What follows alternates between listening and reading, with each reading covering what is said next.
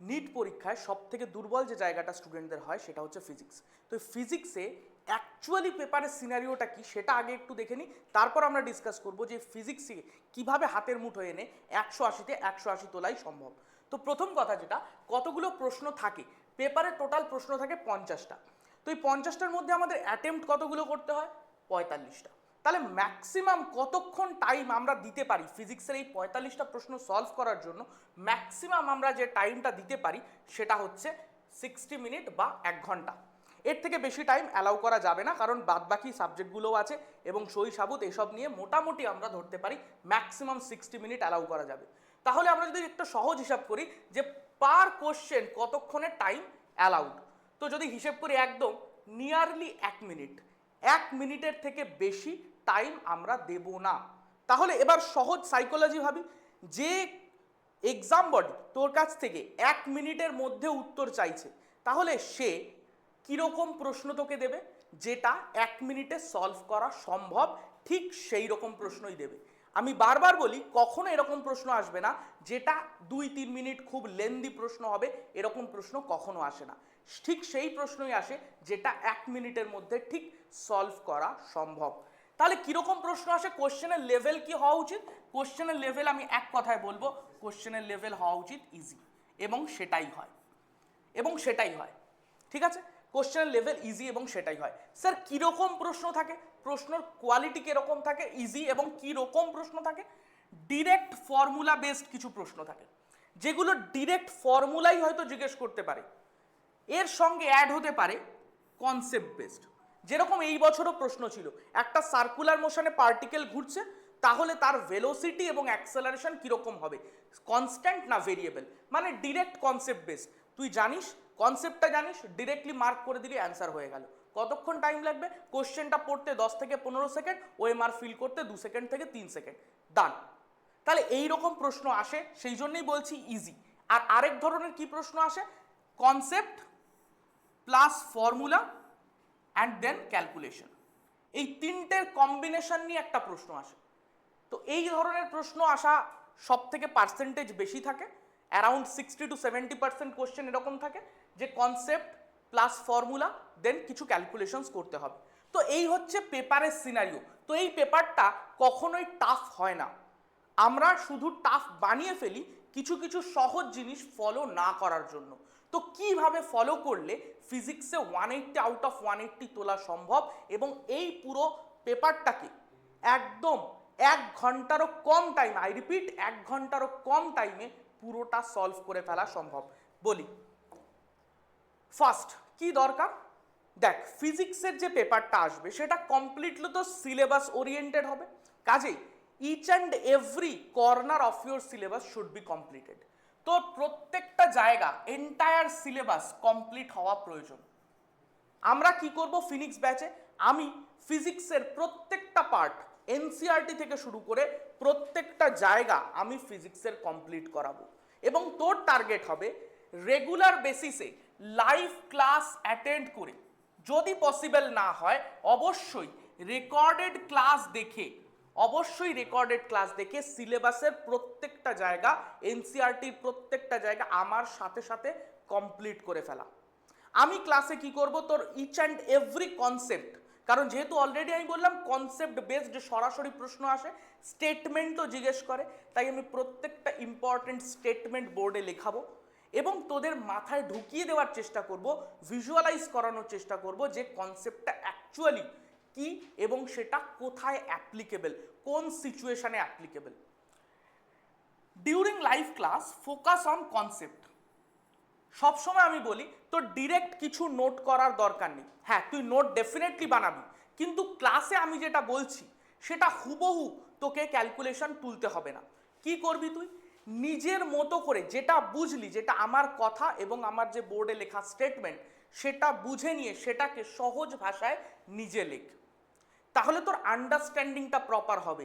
কারণ কোশ্চেনে এরকম হতেই পারে যে আমি একটা ল্যাঙ্গুয়েজে, যে ল্যাঙ্গুয়েজটা আমি লিখলাম, যে শব্দগুলো ব্যবহার করলাম, মিনিং সেম রেখে হয়তো অন্য শব্দ দিয়ে প্রশ্নটা দিল, স্টেটমেন্টটা একটু পাল্টে দিল, কিন্তু তার মিনিং সেম। কাজেই তোর প্রত্যেকটা স্টেটমেন্ট, প্রত্যেকটা কনসেপ্টের মিনিং জানাটা খুব জরুরি। ঠিক আছে, নেক্সট, প্রত্যেকটা ফর্মুলা আর তার কন্ডিশন অফ অ্যাপ্লিকেশন। অনেকে আমরা যেটা খুব বড় ভুল করি, ফর্মুলা না বুঝে মুখস্থ করে যাই, এবং এটা সব থেকে বড় ভুল। আমরা কনসেপ্ট বুঝি না, আমরা ফর্মুলা জাস্ট মেমোরাইজ করে নিই, এটা করলে হবে না। কনসেপ্ট প্রত্যেকটা বুঝতে হবে, কারণ ডিরেক্ট কনসেপ্ট বেসড কোশ্চেনগুলো আমরা ওখান থেকেই সলভ করে ফেলতে পারবো। ফর্মুলা বেসড কোশ্চেনের জন্য লোকে বলে শুধু ফর্মুলা মেমোরাইজ করো, না, না বুঝে মেমোরাইজ করাটা বোকামো। তোকে ফর্মুলাগুলো মেমোরাইজ তো করতে হবে ডেফিনেটলি, কারণ পরীক্ষায় তোকে ডিরাইভ করার মতো বড় জিনিস দেবে না, তোকে হয়তো সরাসরি একটা, ধর আমি এক্সাম্পলের জন্য যদি বলি বায়ো-সাভার্ট ল, তো বায়ো-সাভার্ট ল এর তোর ফর্মুলা জিজ্ঞেস করবে অ্যাপ্লিকেশনে, যে একটা রিংয়ের সেন্টারে ম্যাগনেটিক ফিল্ড কত, একটা ইনফাইনাইট চার্জ রয়েছে, গস লর অ্যাপ্লিকেশন হিসাবে জিজ্ঞেস করতে পারে, ইনফাইনাইট চার্জ রড রয়েছে, তার সারাউন্ডিং ইলেকট্রিক ফিল্ডের ভ্যালু কত। তো বায়ো-সাভার্ট ল, এইরকম বিভিন্ন যে লগুলো রয়েছে বা কনসেপ্ট ওরিয়েন্টেড যে ফর্মুলাগুলো রয়েছে, সেই ফর্মুলাগুলো প্রপার বুঝে পড়তে হবে। সেই জন্য আমি জোর দিচ্ছি এই ওয়ার্ডটার ওপর, কন্ডিশন অফ অ্যাপ্লিকেশন। এই ফর্মুলাগুলো কোথায় ইউজ হবে, কখন ইউজ হবে, কোন সিচুয়েশানে ইউজ হবে, আমার কোশ্চেনের ল্যাঙ্গুয়েজ কীরকম থাকলে আমি সেটা বুঝে নিয়ে ওই ফর্মুলাটা ইউজ করব, এটা বোঝা খুব জরুরি। এই জন্য আমি কি করব, আমি তোদের কনসেপ্ট বোঝাবো, ফর্মুলাটা কিভাবে হচ্ছে সেটা বোঝাবো, কখন অ্যাপ্লাই করতে হয় সেটা শেখাবো, এবং তার জন্যে, এটার শেখার জন্যে আমি করাবো তোদের প্রচুর এমসিকিউ, প্রচুর এমসিকিউ করাবো, লাইভ ক্লাসেই প্রচুর এমসিকিউ করাবো, যাতে তোদের এইটা মাথায় ঢুকে যায় যে একটা ফর্মুলা কত জায়গায় কিভাবে ইউজ হতে পারে। এবং আমার সঙ্গে সঙ্গে তোরা যদি এইভাবে প্র্যাকটিস করিস, তাহলে তোর এই সিচুয়েশনটা অটোমেটিক্যালি ডেভেলপ হয়ে যাবে, যে আমি সিচুয়েশন ওরিয়েন্টেড জিনিস কাজ করতে পারি। Next, make your own notes, যেটাতে আমি খুব বড়ভাবে জোর দিই। লাস্ট মুহূর্তে পরীক্ষার আগে বা যে কোনো মক টেস্টের আগে তুই ক্লাসে আমি যা পড়িয়েছি হুবহু পুরো সেই নোটটাকে রিভাইজ করার সময় পাবি না, এবং অন্য সাবজেক্টেও তাই সময় পাবি না। তোকে কি করতে হবে, নিজের একটা নোট বানাতে হবে, যেটা তুই নিজে হাতে লিখে বানাবি। সেটা ক্লাস চলাকালীন হতে পারে, ক্লাস চলাকালীন হয়তো তুই বেশি ফোকাস করলি কনসেপ্টে, বোঝাতে বেশি ফোকাস করলি, তুই ক্লাসের পরে পিডিএফ থেকে নোটটা বানা, বাট এক্স্যাক্টলি হুবহু ক্লাস নোটটাকে তুলে দিস না। হ্যাঁ, যদি তোর কমফোর্টেবল মনে হয় তাহলে তুই করতে পারিস, আদারওয়াইজ চেষ্টা কর নিজের ল্যাঙ্গুয়েজে করা, কারণ আলটিমেটলি রিভিশন তোকে করতে হবে, পরীক্ষা তোকে দিতে হবে। কাজেই তোর নিজের ল্যাঙ্গুয়েজে নিজের হাতে তৈরি নোট, সেটা সব থেকে বেশি তোকে হেল্প করবে। নেক্সট আসি, make short notes. Sir time কম থাকে, যেটা প্রচুর স্টুডেন্টের বলে যে স্যার সারা বছর ধরে আমরা অনেক পড়ি, অনেক কনসেপ্ট, অনেক ফর্মুলা, গোটা সিলেবাস আমাদের কভার করতে হয়, প্রচুর ফর্মুলা, প্রচুর কনসেপ্ট, প্রচুর নিউমেরিক্যাল, আমরা একদিনে বা এক বেলার মধ্যে রিভাইজ করব কি করে? মক টেস্টের আগেই রিভাইজ করতে পারছি না পুরো, তাহলে নিটের একদিন আগে কিভাবে রিভাইজ করব? So make your short note, এটা ডে 1 থেকে স্টার্ট করবি। মেক ইউর শর্ট নোট, একটা গোটা চ্যাপ্টারকে এক পাতায় সামারাইজ করতে হবে, একটা গোটা চ্যাপ্টারকে এক পাতার মধ্যে সামারাইজ করতে হবে। তার এক পাতা মানে তুই একটা A4 শিট নিলি, তার এপিঠ এবং ওপিঠ, অর্থাৎ 2 পেজ টোটাল ধরতে পারিস, তার মধ্যে তোকে সামারাইজ করতে হবে। কি কি লিখবি তার মধ্যে, সেটা কাইন্ড অফ ফর্মুলা শিটও হতে পারে, মানে যেখানে তোর সমস্ত ফর্মুলা থাকবে, ইনক্লুড থাকবে সমস্ত ফর্মুলা, এবং most importantly condition of application of the formula, যেটা কোথাও থাকে না। তুই অন্যর কাছ থেকে যদি ফর্মুলা শিট নিস, অন্য কেউ একটা ফর্মুলা শিট বানিয়েছে, বা মার্কেটেও অনেক জায়গায় ফর্মুলা শিট পাওয়া যাবে, ইন্টারনেটেও অনেক সময় ফর্মুলা শিট পাওয়া যায়, সেখানে ফর্মুলা লেখা থাকে, সেখানে ফর্মুলা লেখা থাকে, বাট সেই ফর্মুলা শিটটা আমি আবারও বললাম না বুঝে ফর্মুলা মেমোরাইজ করার মতোই হয়ে যাবে। কাজেই তুই নিজে ফর্মুলা শিট যখন বানাবি, নিজের আন্ডারস্ট্যান্ডিং থেকে, যেটা তুই ক্লাসে বুঝলি, সেই আন্ডারস্ট্যান্ডিংটা ইউজ করে তুই এই ফর্মুলাগুলো কোথায় ইউজ হবে, তার কন্ডিশনস কী কী, সেই জায়গাগুলো প্রপারলি লিখলি। ঠিক আছে, তার মানে তুই এক পাতা ধরে শুধু একটা ফর্মুলার বিষয় লিখে যাবি তা নয়, মোস্ট ইম্পর্টেন্ট পয়েন্টস, কি পয়েন্টসগুলোকে বুলেট বুলেট করে লিখে দিলি। অনেকে বলে স্যার শর্ট নোট কীভাবে বানাবো, বলে দিলাম, ফর্মুলা থাকবে, তার অ্যাপ্লিকেশন কোথায় হচ্ছে, কখন হচ্ছে, সেই রকম। আমি একটা ছোট্ট এক্সাম্পল দিই, ধর আমি বললাম তোকে যে লেন্স মেকার ফর্মুলা, ঠিক আছে, তুই লেন্স মেকার ফর্মুলা লিখতে শুরু করলি, একদম 1/f = μ - 1 × 1/r1 + 1/r2, এটা লিখলি। বাট আমরা নর্মালি কি করি, আমি ক্লাসে এটা বারবার শেখাই, তো নর্মালি প্রশ্ন কিরকম আসে, ইকুই কনভেক্স বা ইকুই কনকেভের ওপর প্রশ্ন আসে। তার মানে এই ফর্মুলাটা তোর গোটা জানার বা গোটা জানবি তো বটেই, গোটা অ্যাপ্লাই করার দরকার পড়ে না। তুই ফাস্ট ক্যালকুলেশনের জন্য এটার একটা শর্টার ভার্সন ইউজ করতে পারিস, যে সরাসরি এফ ইকুয়ালস টু ইউজ করবি আর বাই 2μ-1। তাহলে তুই মেন ফর্মুলাটা লিখলি ফর্মুলা শিটের মধ্যে, তারপর এটা লিখলি এবং সাইডে লিখে রাখলি এটা কখন অ্যাপ্লিকেবল হবে, ইকুই কনভেক্সের জন্য, ইকুই কনভেক্সের জন্য, ব্যাস। এবং যখন আমি মিডিয়াম চেঞ্জ করব তখন মিউটা সেই অ্যাকর্ডিং পাল্টাবে, ব্যাস। এই দুটো শব্দ তুই লিখে রাখলি, তাহলেই তোর যখনই ফর্মুলা শিট তুই গো থ্রু করবি, রিভিশন করবি, তোর এই জিনিসটা ক্লিয়ার হবে। আমি যখনই প্রশ্ন আসবে আমি বড় ফর্মুলাটা ইউজ করব না, আমি তার শর্টার ভার্সনটা ইউজ করব, ঠিক আছে। বায়োসাভার্ট লতে ideal sine theta by r square কখন ইউজ করব, বা কিউ ভি ক্রস আর কখন ইউজ করব, এই জিনিসগুলো মাথায় রাখতে হবে। তাই জন্য বলছি প্রত্যেকটা ফর্মুলা এবং সেটা কখন কোথায় ইউজ হবে সেই ছোট ছোট লাইনগুলো একটা সুন্দর করে তুই একটা শিটের মধ্যে তুলে দে, যেটা তোকে ফাইনাল রিভিশন করতে খুব হেল্প করবে এইটা। এবং এটার জন্য যা যা কনসেপ্ট বা যা যা ফর্মুলা দরকার, ফর্মুলার শর্ট ভার্সন দরকার, যাতে আমাদের কোশ্চেন অনেক ফাস্ট সলভ হয়, সেগুলো আমি ব্যবস্থা করে দেব, সবগুলো করাবো। এবং এমসিকিউ প্র্যাকটিস এত করাবো যাতে তোর এক্স্যাক্টলি ধারণা হয়ে যায় যে আমি ফর্মুলা কখন ইউজ করব। তোর এই ব্রিজটা তৈরি হয়ে যাবে যে গিভেন ডেটার সঙ্গে যে ডেটাটা ক্যালকুলেট করতে দিয়েছে সেই অবধি ব্রিজটা বানাবো কি করে, তোর এক্স্যাক্টলি আইডিয়া হয়ে যাবে। তার জন্য তো কি করতে হবে, ক্লাস রেগুলার বেসিসে ফলো করতে হবে, ব্যাকলগ হতে দেওয়া যাবে না। ফ্রম দ্য ডে ওয়ান তুই নিজেকে প্রমিস কর আমি ব্যাকলগ হতে দেব না, এটা সব থেকে বড় ব্যাধি যেটা তোকে মারতেই হবে। নেক্সট আসি during live class solve problems with teacher. অনেকে কি করে, অনেকে জাস্ট একটা ভুল জিনিস করে, ক্লাসকে জাস্ট দেখে যায়। স্যার তো বলেছে খুব একটা নোটের দিকে তাকাতে না, জাস্ট কনসেপ্ট মাথায় নিতে, তো কনসেপ্ট বুঝে যাচ্ছে, সিনেমার মতো ক্লাস দেখছে। একদমই না, এই ভুলটা একদম করিস না। যখনই তুই কনসেপ্ট বুঝে যাচ্ছিস তারপরেই আমি যে এমসিকিউটা করাচ্ছি সেই এমসিকিউটাতে অবশ্যই তুই পার্টিসিপেট কর অ্যাক্টিভলি। তুই নিজে কনসেপ্টটা অলরেডি বুঝেছিস ততক্ষণে সেটা ইউজ করে নিজে সলভ করার চেষ্টা কর টিচারের সঙ্গে সঙ্গে। তারপর তোর ধর হয়ে গেল, তুই খুব ভালো জায়গায় নিজেকে কনফিডেন্স পেলি। আর যদি আটকাচ্ছে কোথাও টিচারের সলিউশনটা দেখ, বাট নিজে অ্যাক্টিভলি পার্টিসিপেট কর and complete all the homework. আমরা এবার প্রত্যেকটা ক্লাসের পর তোকে হোমওয়ার্ক দেবো, কিছু কোশ্চেন্স দেবো। সেদিন যে যে টপিকগুলো পড়ানো হবে, যে যে কনসেপ্টগুলো পড়ানো হবে, যে ট্রিক শেখানো হবে বা যে ফর্মুলার ভ্যারিয়েশনস শেখানো হবে, তার ওপর হোমওয়ার্ক থাকবে। সেই হোমওয়ার্কগুলো তোকে অবশ্যই ক্লাসের পরই সলভ করতে হবে, ঠিক আছে। যেগুলো আটকাবে, একদম ঘাবড়ানোর কিছু নেই, যেগুলো আটকাবে সেগুলো আমি তোকে ক্লাসে সলভ করিয়ে দেবো, আবার নেক্সট ক্লাসের শুরুতেই আমি সেগুলো আবার সলভ করিয়ে দেবো।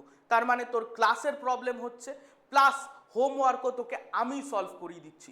দ্যাট মিনস টেকনিকে ডিফারেন্ট হবে না। আমি আগের দিন একটা টেকনিকে তোকে কোশ্চেন শিখিয়েছি, আমি হোমওয়ার্কটাও তোকে সেই টেকনিকেই শেখাবো, তাতে তোর সিঙ্গেল টেকনিকেই, যাতে তোর মাইন্ডটা ডাইভার্ট না হয়, বিভিন্ন দিক রিসোর্স খুঁজতে না হয়, সেম টেকনিকের ওপর বেস করেই তুই ডিফারেন্ট কোশ্চেন সলভ করা শিখলি আমার থেকে। Solve MCQ regularly. দেখ খুব প্র্যাকটিক্যাল কথা যদি বলি, এমসিকিউ বেসড পরীক্ষা একটা ভাই, নিট একদমই এমসিকিউ বেসড পরীক্ষা। তো ডেফিনিট ব্যাপার আমাদের এমসিকিউ বেসডই পরীক্ষা দিতে হবে, তো এমসিকিউ সলভ করতে হবে। ভাই তোকে যে যাই বলে নিক যে এই বই পড়, ওই বই পড়, এই নোট পড়, এই থিওরি পড়, যতক্ষণ না তুই এমসিকিউ নিজে সলভ করছিস, তোকে আমি ধর ক্লাসে 3000 4000 এমসিকিউ করে দিলাম সারা বছর ধরে, তোর সিলেকশন হবে না। কেন? তুই নিজে সেই এমসিকিউগুলো করিসনি।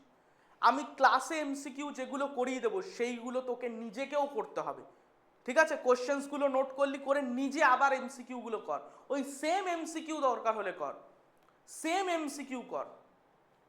তারপরও তোর যদি সময় থাকে তুই ফার্স্টে তো ক্লাসের এমসিকিউ ডেফিনেটলি করবি, হোমওয়ার্ক যেগুলো দিচ্ছি সেগুলো করবি, তারপরেও তোর কাছে সময় আছে, তুই অবভিয়াসলি কোনো একটা প্র্যাকটিস বই নিয়ে, সেটা যে কোনো প্র্যাকটিস বই হতে পারে, স্ট্যান্ডার্ড বই, সেই প্র্যাকটিস বই নিয়ে সেখান থেকে এমসিকিউ সলভ কর, নিজের কনফিডেন্স বাড়বে। এবং অবশ্যই এমসিকিউ সলভ করার সময় টাইমার লাগাবি 1 মিনিট, 1 মিনিটের বেশি এমসিকিউ সলভ করার জন্য নিবি না।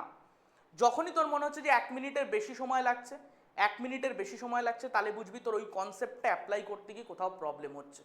দেন তুই সরাসরি ওই কনসেপ্টটায় মার্ক করলি যে এটা কি কনসেপ্টের ওপর বলেছিল প্রশ্নটা, তার মানে ওই কনসেপ্টটা বুঝতে আমার কোথাও অসুবিধা হচ্ছে, ওটাকে মার্ক করলি। ওটা আইদার তুই রেকর্ডেড ভিডিও থেকে দেখে নিলি, কারণ প্রত্যেকটা লাইভ ক্লাসেরই রেকর্ডেড ভার্সন আমাদের থাকবে অ্যাপে, তো সেখান থেকে তুই আরেকবার রিভিশন করে নিতে পারিস। অথবা তোর যে নিজের তৈরি করা যে ক্লাস নোট, যেটা তুই নিজে লিখেছিস যে কখন কোন ফর্মুলা অ্যাপ্লাই হয়, সেইটা একবার দেখে নিলে তোর কি হলো, ডেফিনেটলি তুই বুঝতে পারলি যে আচ্ছা এই কনসেপ্টটা আমি এখানে ইউজ করিনি, তাই জন্য অঙ্কটা আটকে যাচ্ছিল, এবার হয়ে যাবে। এতে তোর কি হবে, তোর নিজের কনফিডেন্স বাড়বে যে তুই সেলফ ডিপেন্ডেন্ট, তুই নিজের ওপর ডিপেন্ড করছিস। হ্যাঁ, এরপরও হলো না, আমি কি বলছি, তুই নিজে এমসিকিউ করা স্টার্ট করলি। এবং তারও আগে আরেকটা জিনিস করতে পারিস, সেটা সব থেকে ইম্পর্টেন্ট, যেটা আমি পার্সোনালি যখন পড়াশুনো করতাম, তখন আমি পার্সোনালি যেটা করতাম, যখনই আমি নিউমেরিক্যাল প্র্যাকটিস করতে বসতাম, তার আগে ফর্মুলা শিটটা রিভাইজ করতাম। ফর্মুলা শিট, ধর আমি আজকে গ্র্যাভিটেশনের নিউমেরিক্যাল প্র্যাকটিস করব কোনো একটা বই থেকে, আমি গ্র্যাভিটেশনের ফর্মুলা শিট বা শর্ট নোট যেটা আমি বানিয়েছি, সেটা টিচারের নোট না, আমি যেটা বানিয়েছি সেটা নিয়ে একবার রিভাইজ করব, সেটা একবার রিভাইজ করে নেবো জাস্ট। তাহলে কি হলো, সব ফর্মুলা আর তার অ্যাপ্লিকেশন পয়েন্টগুলো আমার মাথায় ফিট হয়ে গেল, একবার জাস্ট রিভিশন হলো। এবং তারপরে আমি যখনই এমসিকিউ করব, আমি দেখব আমার 70% এমসিকিউ নিজে থেকেই সলভ হয়ে যাচ্ছে, 70% এমসিকিউ নিজে থেকেই সলভ হয়ে যাচ্ছে, বাকি রইল 30%। এর মধ্যে ধর 20% এমসিকিউ তোর আবার সলভ হয়ে যাচ্ছে যখনই তুই ফার্দার আবার নোটটা দেখছিস, হয়তো ভুলে গেছিস, তুই নোটটা আবার দেখলে তোর হয়তো বাকি 20% কোশ্চেন্সও সলভ হয়ে গেল, পড়ে রইল 10%, যেটা তুই একদম মাথামুন্ডু বুঝতে পারছিস না যে কি করব, বা তুই কিছু দূর অবধি যেতে পারছিস, তোর আইডিয়া হচ্ছে একটা ব্লার্ড আইডিয়া হচ্ছে, একটা ঝাপসা আইডিয়া হচ্ছে যে হ্যাঁ আমি এইটুকু তো বুঝতে পারছি যে এখান থেকে এই ডেটাগুলো দেওয়া আছে, এইটা ক্যালকুলেট করতে হবে, বাট ব্রিজটা কিভাবে বানাবো সেটা বুঝতে পারছি না। ইউজ ডাউট গ্রুপ, সরাসরি ওটাকে ডাউট গ্রুপে দে, সরাসরি ডাউট গ্রুপে আমি কি করব, আমি তোর এই না পারা প্রশ্নটাকে সরাসরি সলভ করে দেব না, সরাসরি সলিউশন তো ভাই গুগলেও পাওয়া যায়, আমি দেব না ওটা, কারণ ওটাতে তোর শেখাটা হলো না। আমি কি করব, তোর এই যে 10% যে কোশ্চেন যেটা আটকেছে, সেটা তুই যখনই ডাউট গ্রুপে দিলি, আমি ফার্স্টে তোকে জিজ্ঞেস করব এই কোশ্চেনটা সম্পর্কে তোর আইডিয়া কি। সেটা হতেই পারে সেই কোশ্চেনটা হয়তো সেই আইডিয়া দিয়ে সলভ হলো না, নাই হোক, বাট তোর আইডিয়া কি আমি সেটা জিজ্ঞেস করব।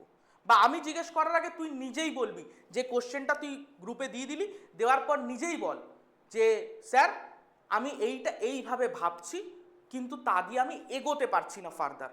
আমি তোকে কি করব, আইডিয়া দিয়ে হেল্প করব, কনসেপচুয়ালি হেল্প করব, যাতে তুই নিজে প্রবলেমটা সলভ করতে পারিস। এবং এটা মিলিয়ে নিস, যখনই আমার হেল্প নিয়ে তুই নিজে প্রবলেমটা সলভ করতে পারবি, অদ্ভুত একটা কনফিডেন্স আসবে যে আমি কোনো সলিউশন দেখিনি, আমি কনসেপচুয়ালি অঙ্কটা শিখে নিজে করতে পেরেছি। এর থেকে বড় কনফিডেন্স, মোটিভেশন কিচ্ছু হয় না, যে তুই নিজে ফিজিক্স পারছিস। এটা বিরাট কনফিডেন্সের জায়গা হবে, যেটা আমি তৈরি করতে চাই। তো ডেফিনেটলি এই জিনিসটা ফলো করিস, এবং এটা করার জন্য এই যে গোটা ব্যাপারটা, তার মানে তোদের 100% এমসিকিউ সলভ হবে, 10% যেগুলো পারছিস না তার জন্য ডাউট গ্রুপে আমি তোকে হেল্প করব, কিভাবে করব বলে দিলাম। 20% তুই নোটটা একবার উল্টে পাল্টে দেখে নিলেও হয়ে যাবে, আর 70% তুই নিজে পারবি। কখন পারবি নিজে, যদি তুই এইটা ফলো করিস, যে লাইভ ক্লাস তুই রেগুলার করছিস। তুই ধর একটা চ্যাপ্টার নিয়ে বসলি, সাপোজ তুই ম্যাগনেটিজম নিয়ে বসলি, তুই ম্যাগনেটিজমের ক্লাসই করিসনি, বহুদিন ম্যাগনেটিজমের টাচেই নেই, হঠাৎ তোর মনে হলো আচ্ছা আজকে ম্যাগনেটিজম নিয়ে বসে তুই কিচ্ছু পারছিস না, তুই ডিমোটিভেটেড হয়ে গেলি যে আমার দ্বারা কি হবে।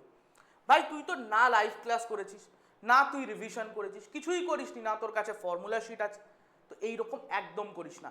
সত্যি কথা বলছি, ডিমোটিভেটেড ফিল হবি, নিজেকে মনে হবে যে আমি কিছুই পারি না, কিন্তু তুই একবার সব ক্লাস করে তারপর তুই এমসিকিউ বই খোল, আমি ড্যাম শিওর বলছি তুই নিজেকে ভীষণ ভালো জায়গায় আবিষ্কার করবি, যে তুই অনেক বেটার সিচুয়েশনে আছিস আগের থেকে। এটা হবেই। এবং একটা জিনিস খেয়াল করবি, ক্লাসে আমি যে এমসিকিউগুলো করাবো, সেগুলো সাধারণত বিভিন্ন বই থেকে নেওয়া এমসিকিউগুলো। তো তো সেই জন্য বিভিন্ন বই যারা প্র্যাকটিস করে ম্যাক্সিমাম প্রচুর কোশ্চেন্স ডিরেক্টলি আমার ক্লাস কোশ্চেনের সঙ্গে সিমিলার হবে, ঠিক আছে, হয়তো এক্স্যাক্টলিও মিলে যাবে কোনো বইয়ের কোশ্চেনের সঙ্গে, এবং সিমিলার তো হবেই। কাজেই যখনই তোর মনে হচ্ছে যে কিছু প্রশ্ন আটকাচ্ছে, তুই একবার ক্লাস নোটটা দেখ যে ক্লাসে ওই সেম টাইপের কোশ্চেন্স করা আছে কিনা, তাহলে তোর টাইম বাঁচবে। তুই ডেফিনেটলি ক্লাস নোটটা খুলে দেখলি তোর নিউমেরিক্যালের মধ্যে এইটা করা আছে কিনা, দেখলি, দেখে টুকে দিবি না, জাস্ট নোটটা খুললি টুকে দিলি না, নোটটা খুলে তুই বোঝ কি হলো, প্রত্যেকটা স্টেপ আইডেন্টিফাই কর কেন হলো কি হলো, এবার তুই ওটাকে অফ করে রাখ, এবার আবার তুই প্রশ্নটা নিজে করার চেষ্টা কর। এইভাবে করতে হয়। ফিজিক্স খুব সহজভাবেই করা যায়, বাট তোমাকে স্টেপসগুলো প্রপারলি ফলো করতে হবে। And last but not the least, mock test. তো মক টেস্টের আগে আমি একটা ছোট্ট জিনিস বলবো, use pre recorded one shot videos, যেগুলো আমরা এবার ফিনিক্সের সাথে প্রোভাইড করছি।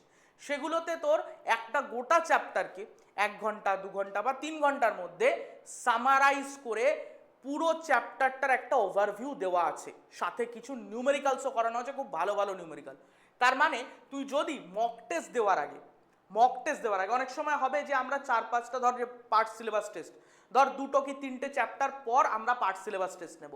তো এই পার্ট সিলেবাস টেস্ট হতে হতে তুই হয়তো প্রথম চ্যাপ্টারটা একটু রিভিশনের অভাবে ভুলে যাচ্ছিস, তোর মনে হলো মক টেস্টের আগে যদি স্যার একবার ব্যাপারটা রিভাইজ করে দিত খুব ভালো হতো, তুই ফাট করে চলে যা রিভিশন ভিডিওসে গেলি, তুই সেই চ্যাপ্টারের ওয়ান শট ভিডিওসটা খোল, ভাই ওখানে আমিই তো পড়িয়েছি, আমিই তো পড়াবো, কাজেই তুই আমার ওয়ান শট ভিডিওটা দেখে নে। যখনই দেখে নিলি তোর পুরো ছবিটা একদম ব্রাশ আপ হয়ে গেল, তোর নিজের লাইভ ক্লাস করার সময় যে শর্ট নোটটা তুই বানিয়েছিলি সেটা একবার রিভাইজ করে নে, you are well set for the mock test. এবং তুই অবশ্যই মক টেস্ট অ্যাটেম্প্ট কর, সব কটা mock test, all the mock টেস্টে নাম্বার কম আসুক, ডিমোটিভেট হওয়ার দরকার নেই। আমি তো এটাই বলি, যাদের মক টেস্টে ইনিশিয়াল পিরিয়ডে কম নাম্বার আসে তারা খুব ভালো, তারা খুব লাকি। স্যার এরকম কেন? কারণ মক টেস্টে কম নাম্বার আসলে তুই যেটা সুযোগ পাবি সেটা হচ্ছে অ্যানালিসিস করা, এবং তার সঙ্গে তুই প্রত্যেকটা মক টেস্টের পরে পাবি ভিডিও সলিউশন। স্যার আমি তো অ্যাপে টেস্ট দিতে অসুবিধা হয়, আমি ওএমআর এ টেস্ট দেবো, তোর মক টেস্টের পর ওএমআরও থাকছে, ওএমআর প্লাস পিডিএফ, কোশ্চেনের পিডিএফ এবং ওএমআর এটা দেওয়া থাকবে, প্রত্যেকটা মক টেস্টের সঙ্গে এটা সাপ্লাই করা থাকবে। তো পিডিএফ ডাউনলোড কর, কোশ্চেন পিডিএফ ডাউনলোড কর, ওএমআর এর মধ্যে টেস্ট দিলি, টেস্টে তোর খারাপ হলো, ঠিক আছে, কোনো ঘাবড়ানোর দরকার নেই, ডিমোটিভেট হওয়ার তো দরকারই নেই, ইনিশিয়াল পিরিয়ডে এটা হবেই। তুই ভাই জানিস না বলেই তো তুই এই ব্যাচে শিখতে এসছিস, তুই যদি সব জেনে যেতি তাহলে তুই এতদিনে মেডিকেল কলেজে থাকতিস, তাই না? তাহলে তোকে কি করতে হবে? ঘাবড়ালে চলবে না, তোকে অ্যানালাইজ করতে হবে আমি কোন জায়গায় কোশ্চেনে আটকে গেলাম, কেন আটকে গেলাম। আমার 3টে পার্ট এর জন্য, 3টে অসুবিধার জন্য আমার কোশ্চেন আটকাতে পারে। নাম্বার 1, আমার কনসেপ্ট ক্লিয়ার নেই। নাম্বার 2, আমি ক্যালকুলেশনে সিলি মিস্টেক করেছি। নাম্বার 3, আমি টাইম ম্যানেজ করতে পারিনি। টাইম ম্যানেজমেন্ট স্যার কীভাবে বাড়বে? তোর রেগুলার বেসিসে মক টেস্ট দিলে অটোমেটিক্যালি টাইম ম্যানেজমেন্ট এবং সিলি মিস্টেক দুটোই কভার আপ হয়ে যাবে, ঠিক আছে। আর কনসেপ্ট, তুই ভিডিও সলিউশন ইউজ কর, যে ওই প্রশ্নটা কি কনসেপ্টের ওপর ছিল, এবং ভিডিও সলিউশনে আমি চেষ্টা করব এটা বলে দেওয়ার প্রত্যেকটা কোশ্চেন সলভ করার সময় যে এই কোশ্চেনটা এক্স্যাক্টলি আমি ক্লাসে কীরকম প্রশ্ন করিয়েছিলাম তার সঙ্গে কিভাবে রিলেটেড, যাতে তুই ক্লাসের পড়ার সঙ্গে ট্যালি করতে পারিস। আচ্ছা স্যার এটা এইভাবে বলেছিল, কোশ্চেনের ল্যাঙ্গুয়েজটা এইভাবে পাল্টে দিয়েছে এখন, তাহলে আমায় কিভাবে চেঞ্জ করতে হবে, তোর এই কনসেপ্টটা প্রপারলি ঠিক হয়ে যাবে, ঠিক আছে। এবং আমি আবারও বলছি, প্রশ্ন খুব কঠিন হয় না, প্রশ্ন সহজ হয়, এবং যেটা 1 মিনিটে করা সম্ভব সেই রকম প্রশ্নই আসে, কাজে ঘাবড়ানোর কিচ্ছু নেই। তুই অ্যানালিসিসটা প্রপার কর যে কেন হলো, এবং ভিডিও সলিউশন ইউজ করে চলতে থাক। এবং আরেকটা জিনিস ভুলিস না, এটা ম্যারাথন, তোকে এই পুরো ব্যাপারটা যা বলছি সেটা অবশ্যই কনসিস্টেন্ট ওয়েতে through out the year follow করতেই হবে। এটা 1-2 দিনের ব্যাপার না, থ্রু আউট দ্য ইয়ার তোকে ফলো করতে হবে, তাহলেই ফিজিক্সে 180 আউট অফ 180 কেউ আটকাতে পারবে না, আই গ্যারেন্টি ইট। তাহলে এই পুরো গল্পটা আমরা সারা বছর ধরে চলবো, এবং 20th মে থেকে আমাদের জার্নি স্টার্ট হচ্ছে ফিনিক্স ব্যাচে। 20th মে থেকে ফিনিক্স ব্যাচ আমাদের স্টার্ট হচ্ছে।